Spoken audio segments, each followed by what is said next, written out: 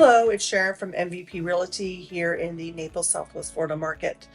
Many times when a couple decides to buy, they get very excited and they start looking, which is great, but there's a couple things you want to do before you get to that point.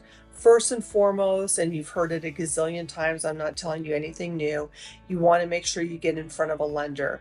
You want to find out what you can afford, and that includes the property taxes, that includes the insurance, as well as how your monthly utilities might be impacted in a different type of property than what you're currently living. And there is a distinction between a pre-qualified letter and a pre-approval letter. A pre-qualified letter is basically the lender trusting what you've told them and giving you a pre-qualified letter based upon that.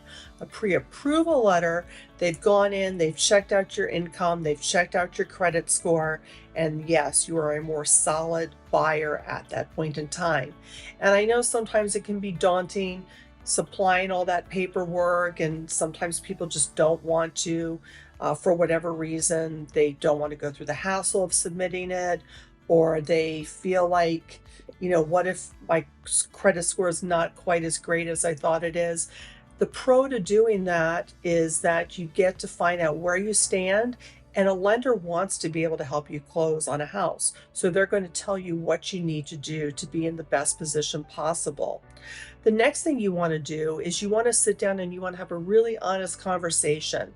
What are your absolute non-negotiables on the type of property you're buying? Does it have to be an open floor plan? Does it have to need zero updates? And what are some things that would be nice to have? Well, it'd be really great if we could have a 3-car garage versus a 2-car, but it's not necessary. So know what features you want so that as you start going into homes, you can make a quick decision.